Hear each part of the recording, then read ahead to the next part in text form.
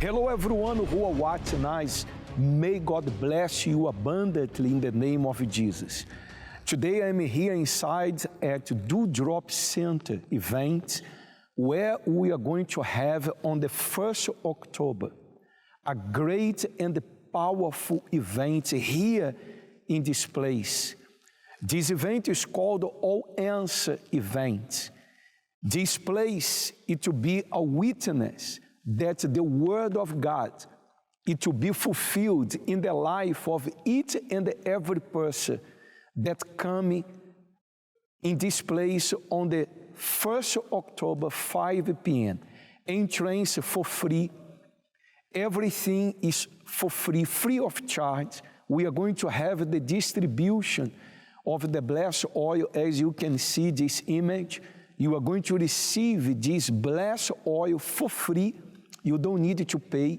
And when you get anointed with this blessed oil, we do believe that miracles, it will happen in your life. As we are going to be showing testimonies to you, to prove it to you that the days and time of miracles, it is not over.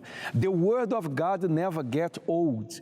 The promises, it never gets expired. You who are watching us and you have been sick, depressive, you have been dealing with so many problems, perhaps you can't sleep well during the night, you have family problems, a lot of fight inside of your house, I am here inviting you, 1st October, 5 p.m. here at Dewdrop Center event. We are going to have this great and powerful event called All Answer Event. This event is for all kinds of people, regardless your religion, your culture, or who you are. You are invited to come and join us. Let us see the result, what God has done in the life of those who have placed their faith on God's Word. Have a look, prepare your glass of water, and I'll come back from here.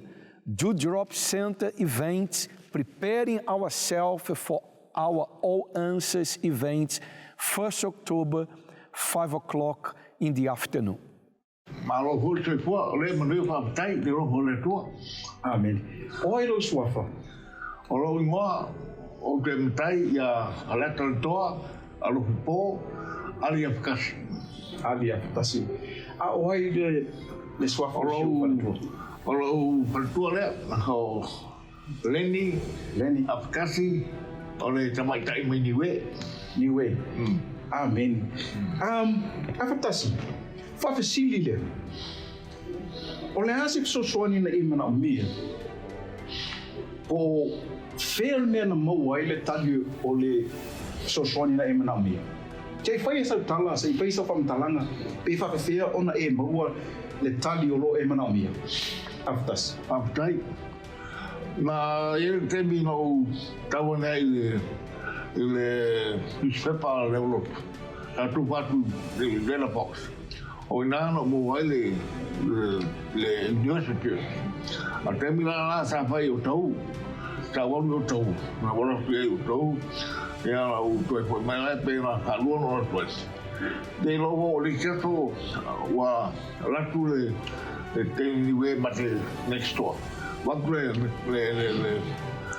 pesa. Ya, o na no mo vai. Mat mo le na bro. Mate o toi kai le mesa fai kai. Le fai kai. Le fai tau. Ya. A nga la ma quay nga uloi nga. O nga công ang ke mga me mo so malus. Usa lao mấy cái là đen phá số án le la hồi le mai lu cá lu cá giáp lu cá lu và mang cái không vào luôn ở vừa đi cả sa mai kia đi rồi là mai thì ngay họ lu kia ngủ vai ai cá lu lá ngủ sau đi luôn và lu le qua và mong về ngã lu và một khối là sa phải loại số mà cái mình awal mel oleh ku melongak ngai usah ngau mai. Amin. Ola kala. Fai ala kala ole pamphlet ko se pepa nga e maua, o le event le sa Faikaulanga le ngai havi. Ngai helu le e le event le. O le ale event le. O le event le swau. Ia, lea. Afatasi. Le ala le mena tupu kadu ngai helu le event le. O e mano lola mo. O mal kemingei, lo kai le po le mo mai swau, mai swau kau, ma e konsa. Lo. Ia va kwala o i vai, o lo kingo. Pa risi me kemingei o mai le lo. Wa sui le wanga. O sui le lo, wa lo. O sui ho malos. O ia ila swinga i lo lang. Le al swinga. Amen. Le al swinga. Me le sa fia ia me o le ava me o penga. O a tu me o ngala lo. O le ko isa me ba me au le ku mo uma. We sa loko mai o sa ki anga ia le afia le ava.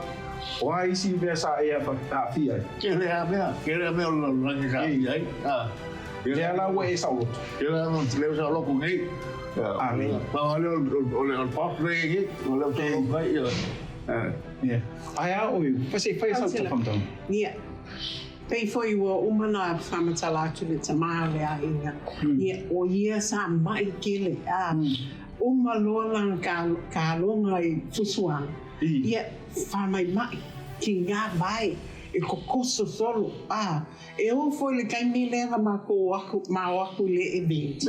Ia e le mawhainga sa vali lunga le ausa kai aku ai I assistance a I lunga le ia ale amakanga sa iai fasolalaunga ia a aluai la ia I o tuku ia a iai la le kaimi mua laka I le vina nga laku loa skengele ale angelu maki whaingoa le angelu ma le pamphlet e whakakau mo le event ia ai mua nga mao mai I le lotu e lua vaiaso ma whaingoa le event so ngā maka mua nga mao mai le lotu.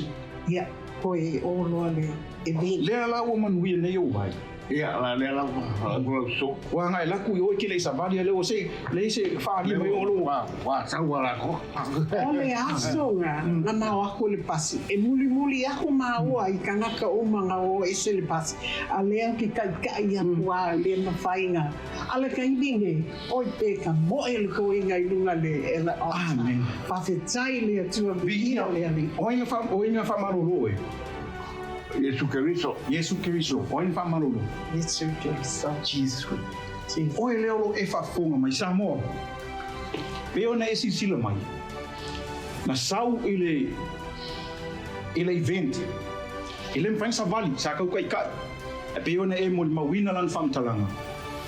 Na lave ina mua le tali ina o ia talia le swau o umon whapaiaina lea I le vai aso I le aso mua Oktopa o le awhai ai le event o le swau o umon whapaiaina o le a etalia le swau o umon whapaiaina e au noa ma se tongi ai o le a iai foi I le aso le taunu mai o le atola au, o le whaatusa o le atola au o le tua.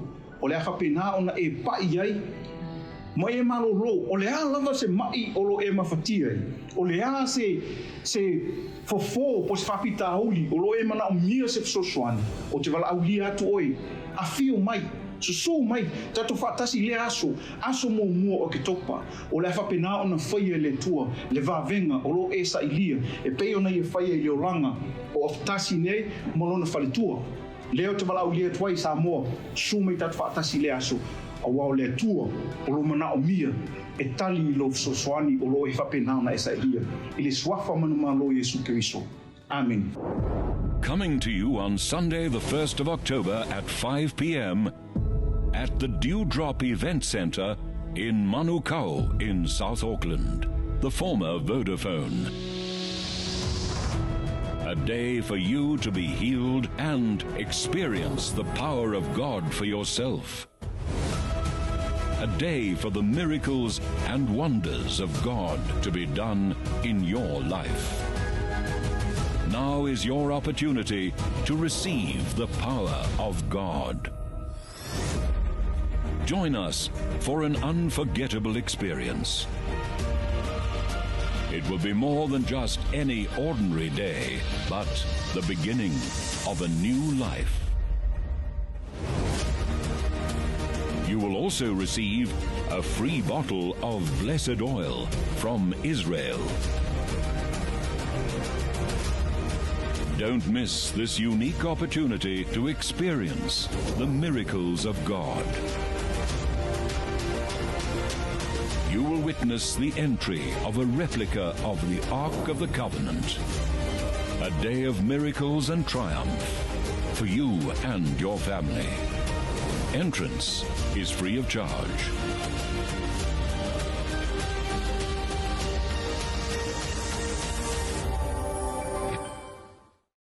Talofa Samoa, aulo e mai mo e se sila mai mat fatasi I Ione Fatuan. Ioane and Leaso Fatuan. Ioane and Leaso. Pais tala. O lea le mafuanga walai ona o lea se sosoani na e manamia. Walai ona na e tatu fatasi I lenei tula. Te fai sa famtana. Talofa Samoa ia o le mafuanga na laina matu o mai lotu. O si to luan mua mai acha ia ai iluma e on masina na sa wile asu sa fengai ma ua mas fa fita wi fale ainga misa pale feitanga I tutono ai ngana tupoila ia ona ole o ue e fa fita wi lit I te mo fi mana mafu ai ona ma fe sa e misu tolu matawa wa ina fale tonu el ma hungali ia ona sumaileo na sauleo le aso lotu ia ona o muri mai ia le stone on event I o I Alexander Park no was mo buana I peor sauniga fo nei la tatu fa ia ole holy oil event ia fa pena sa ole event sa po sauniga na sa mo mua ia no sa wa ina wala ia so to ro mo sa ina ia fa pena on to bo mafta ngam male ainga mtu ifalei ya meselo ma maftanga mletu te ola talena la shunga faftai mole tali o leo ma watu sa I totono le luonga I se feita ngai po se wa tau vala le luonga maftanga ona luo maile ile event le sa fai Alexander o le tali o tali le tu le luonga na onga sa luo sa ili malua tong fai mo se tali awa le lua fa be ponga wa le lua va fa le ngali se fai santal ia na mo waile sosuan ile I tu on ma ngali ma u maftanga misuto lua lang sa te ono fai to ticha o stulang fa le tung na lunga la vole la blau ia le meta ole tete ai tai na o saule lotu mo fa longo ma o ina pea ula fionga le tua mai sunga ia I fai fea ia na mo la so swani ina ia to fa ta sia mo to fai fa le ma ainga ia e on to sila mai ale ma amen tua ai dunga nei o tali la le tua le lo manonga tali le tua le ala o to le lo mafta ai se fai so tala fa tua la se va venga por la se me o fa pena fa manu ia ile tu e hala lo maftanga fa le ngari Talofa Samoa ia e tele ni fa mandanga wa maua talo na mau fa le kansia nei be mo bua le ba ainga ba mambiere tu sia ma o le fatas o fia fan o fai me fatas mai o tita tumfo ile si me fai tua e tali ne tu le lo imbasa be atu na tu lo tu atu ile out be esa ile tia lo na lua fa mambia le tua tono mai e ala ise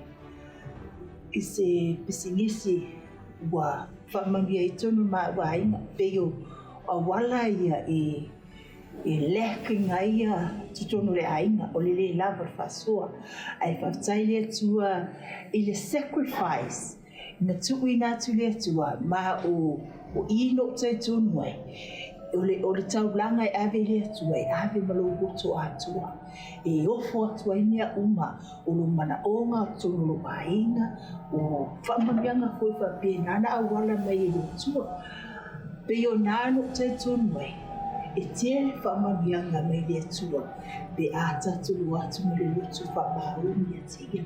Amen. O leo mau atu ua mautu le lua ngari. Leo tu e whamanuia fo ile tua ia o lua e sa pisinisi. O le winga la ua mau le tali au le tali e sili atu na lo le mena lo manao ye. Yo e whapena la. Ona o le sacrifice o lo whatuatua, whaongalo whatuatua, o le upu na o mai i le whionga pa ia le tua i tutono le kalesia, leo e mamalama, ona e nofo lo le ma apalai, le upu le tua e te savali ei, lea lawa tali mai le tua. Amen. Sa mo auro e whafofonga i se tala u whapena ona whasoa tu le ungali nei. Oe lea olo e mawhatia, e maise e se ungali. O lua ungali e whapena ona whi ainai, whese se ai.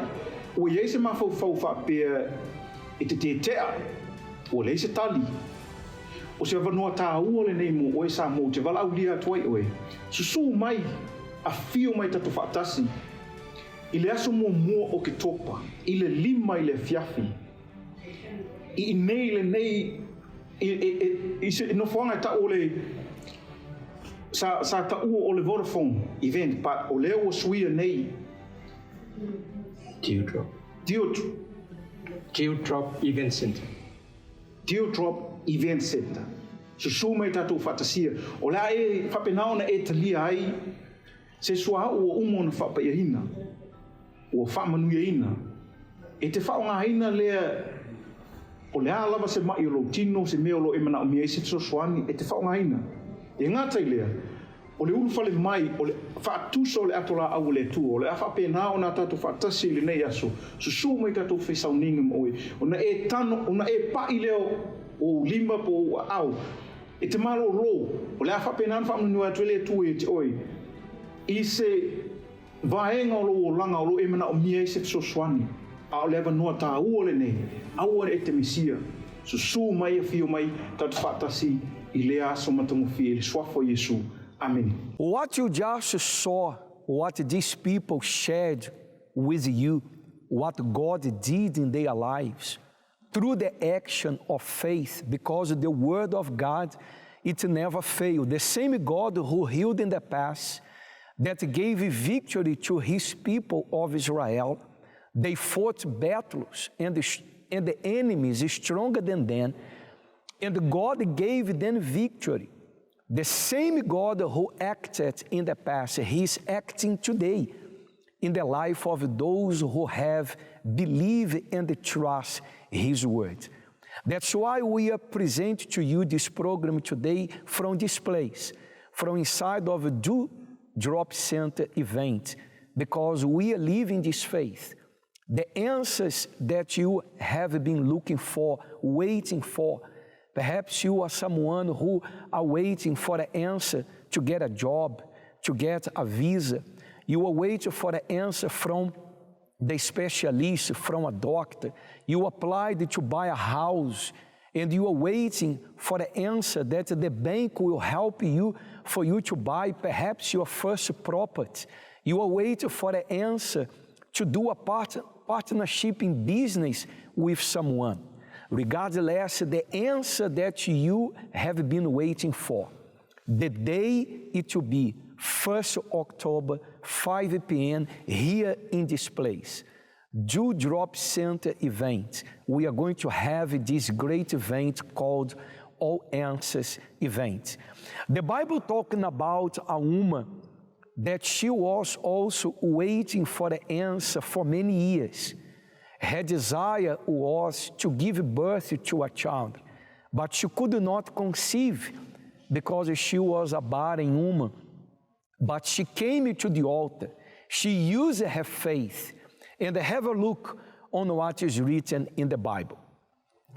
Once after a sacrificial meal at Shiloh, Hannah got up and went to pray. And she made this vow, O Lord of the heavens' armies, if you will look upon my sorrow and answer my prayer and give me a son, then I will give him back to you. So she made the vow. Look what happened, the answer on verse 20. And in due time, she gave birth to a son. She named him Samuel, for she said, I asked the Lord for him. So she was a barren woman. She could not conceive.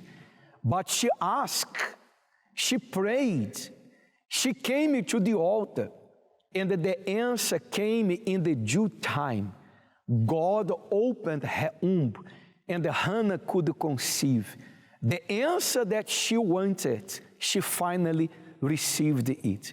You can get all your answers as well. I don't know for how long you have been waiting for the answer. I don't know which kind of good news are you expect to hear, to receive. A good news that if it comes to you today, your life can change. It can jump from the lower level to the upper level. That's why we invite you, 1st October, 5 p.m. at Dewdrop Center event. Come to join us in this place. These chairs today are empty, but on this day, these chairs will be filled with people that they are going to come here in this place to cry out with us, bishops and pastors, assistants and members, for the answer that only God can bring it to your life. Let us watch more testimonies, more results, more people that they prayed, believed, and they got the answer from God. Prepare your glass of water, and I'll be right back with our moment of prayer. Talafalawa Samoa, o lo ingoa vaatufunga, o te mumono faafetai le tua o se avanoa matagofie ua ia mai e faasoa tuai. Tusai fo'i ma lo'u sau totonu o le Universal Church, ia masuiga o lo'u olaga o faapena ona faamanuia i le tua e te'u.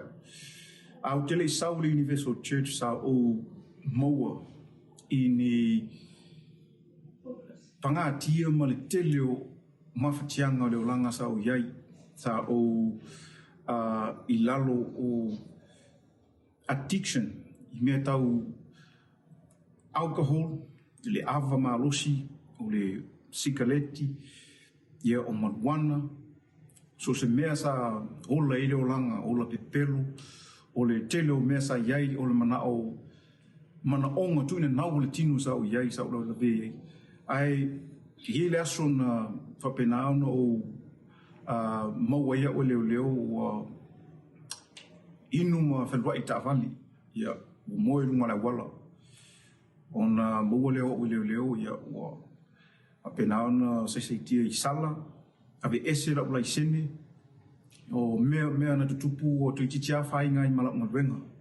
Ai, o lo vavaai, o lo tilo mo vavaai i le swinga sa iei le o langa lo uso matua manon to lua, sa o mai te tono le lotu. Sa o vaai ngalwenga le tua, ma le ngalwenga le kalesia, ua iei se swinga, ua o vaai ua pula i o mata, teimi mo mua le i o mata o vaai ua iei se tangata o le au whengalwenga le tua, ua mawhaiuna ia whaatonu le temoni alo ese.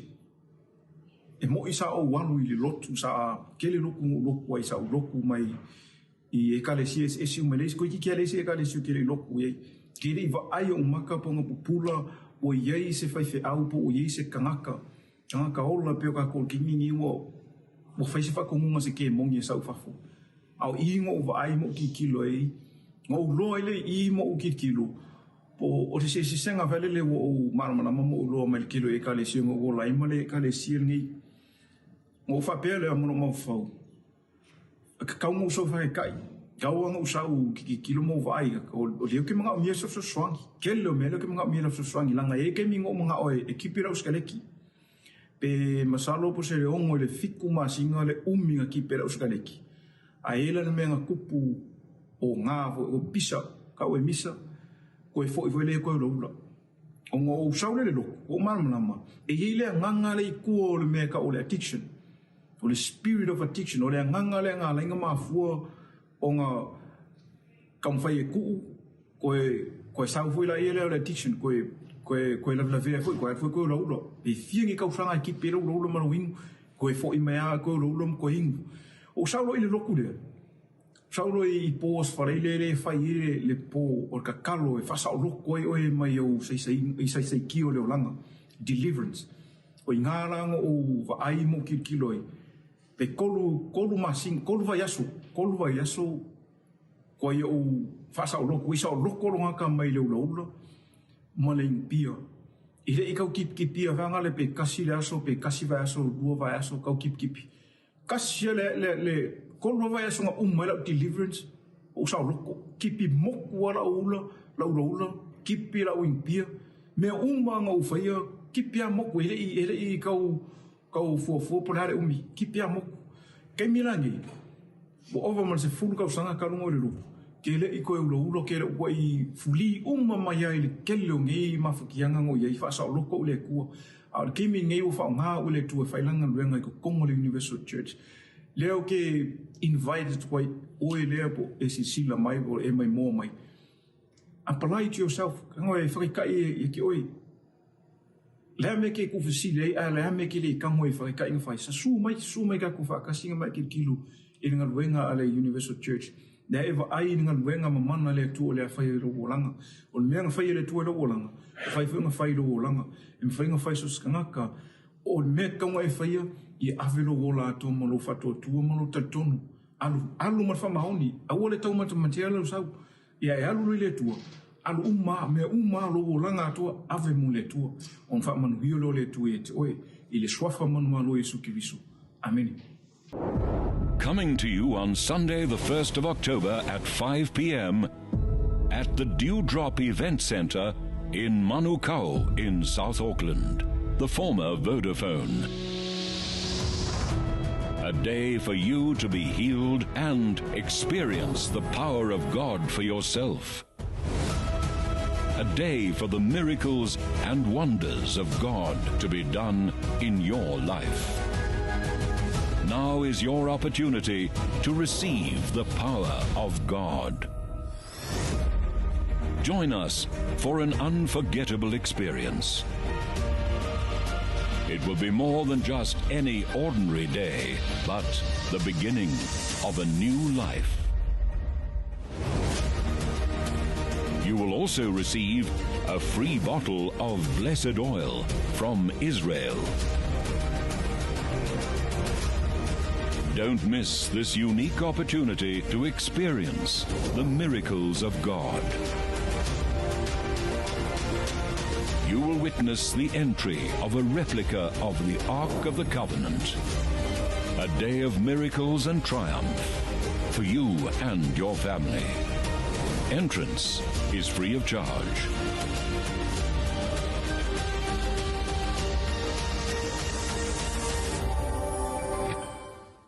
Fatala fa Samuel o fa fonga nei tu la naso. Leo ma fa atasi mo fa tu nei. Ole a obsidia i lon swafa. Yo na matala no le winga ile familianga fo ina ya mawa mai University Church. Ya famul mo li fa do swafa i mama fo la tin o fa fo mai. Amen.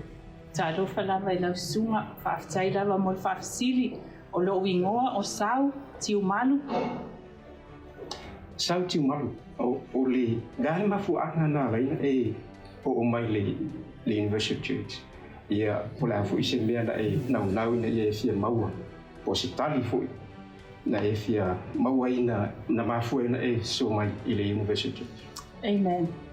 Faf taimon faf sili na o mai le lotu ona na ia ise mea fa le tonu ia te au o au sa o maua i le ita sa faile sa misa o malo to alua na o mai ele ita ya te au tele o manatu le tonu manatu se na whaseina ia o nā taimi. O le mafuaanga nā lai na o maua le lotu lea sa o whaalongo le leti o, na o whaalongo le leti o. O sa wai le lotu lea sa whai mai ele la unga ia o nana o whaalongo ai ia le taimi la na tupu ele whaafita uli le ia te au ma lotu alua. Ia o inanga o sa wai loa vili lo ma le help center. O le help center line le nga vili. Ia lea na maua ai le sota inga. Invite mai ia o le lotu lea Safaraili. Ia o le aso na o tau nuu ai i le lotu lea. Mai lava na aso, ia lea e o mai lava taimi nei. Ia leo titu mau lava i le nei foi e ka le sia. Ua wala awina ia o lea tua. O te au na ma o ngā lue ai. Sau, peona maua e maua le whasalonga lunga le tio e vili mai le lotu. Mo se sosoani lo mafutianga. Le taimila nei ua whapenao na e maua le tali. Ua whapenao na suia fo ilo soifua e o mai taimi nei. Ale ala sau fautuanga mo ila tau o lo ofia maua se sosoani. Amen. Whaftai mo whafsili i oe. Samoa e peo na suia e lea tua lo nei tangata i whaafita uli lo loto ma lo mawhauwhau. Te leo mea sai lo loto ma lo mawhauwhau e le ngata fo i lea o mea sa tu ina nau i ei leo langa. Ai whaafitai lea tua le nei wa o iai te tono nei e ka le sia wa o au na i lea tua wa whao ngā ina ue lea tua. O lea sa moa o te vala au atu ia te oe ma lo whaaloalo lava.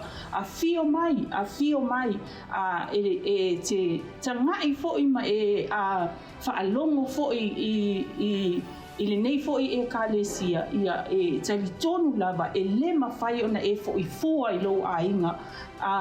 O lea o se vala au atu ai ia i le nei tiu la o whai ai fo'i le nei moli mau. E moli mau wina lea lofa o lea tua ma le suwinga wa whai e lea tua ia te au. Whaapia fo'i lo anisi o mātou a inga. Whaafitai. Sa mo mlau whaafonga nei tiu la leas. O lea moli mau atu wharatua ia sautu i manu. Mai o te wala wina fui oi, su mai ma afio mai. Le matu sauniga o le awhatanuinga le aso mua, o topa, lima i le afiafi. O le sauniga, o le whapena ona, te talai nai le avanoa, e te su mai maua se whamurianga, e le ngata da, o le tufutufaina i foi, le suau, ua umon whamunueina, mai le nuo Israel.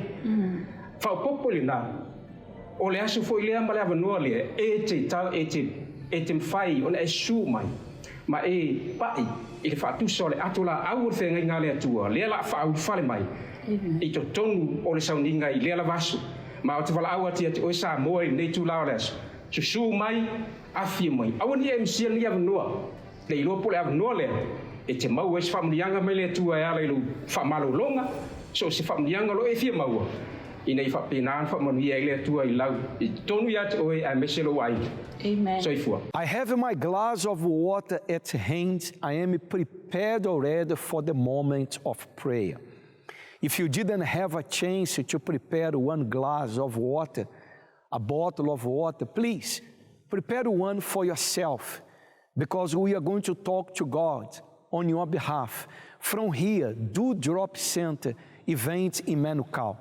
We are going to pray asking God to bless your water, and we are here today in a preparation for this great and powerful event that will take place on the 1st October, 5 p.m. here in this place, with the distribution of the blessed bottle of oil and the entering of the Ark of the Covenant of the Lord.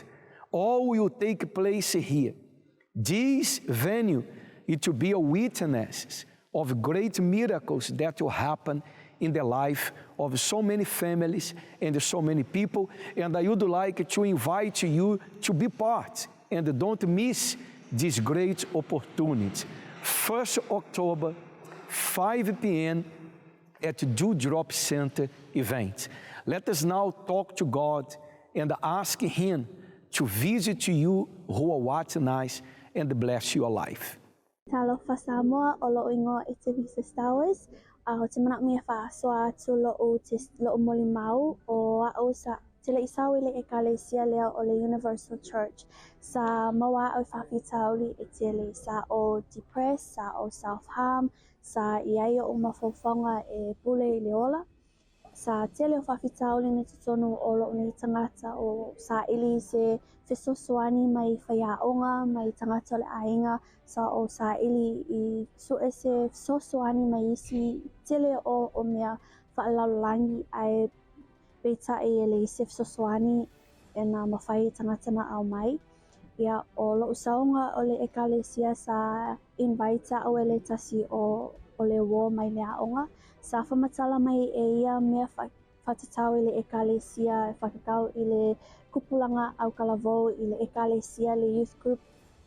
Sa o saulea, ai o lo saunga I le ekalesia, wa o maua le tali o whawhitauli. Wa maua o te mine, wa sui au, wa sui lo tangata I te tonu, wa o le toe maua I le ita, wa le se self-harm, wa le se suicidal thoughts, wa le se depression, wa sui uma mea ia I te tonu au, te mine wa atoa ma tu whātasi lo ainga, te mine wa o whiawhia au ia te au o te le te mana mea whalaulangi whawhiwhina lo tangata, wa o maua mai le tali mai Yesu, e tasi lava le tali o Yesu, lea o le event, lea o le o answers event, o te whia wala au le atu o e malo ainga, e awhio mai matala au mai tatou whaatasi I lenei wha lapatonga atoa toi sili mo oe e moa ai le tali mo whaafitauli o lo wolanga. Whawhitai. Prayer is our communication with God. You watched the testimonies, you heard the word, but now, please close your eyes and prepare for the moment of prayer.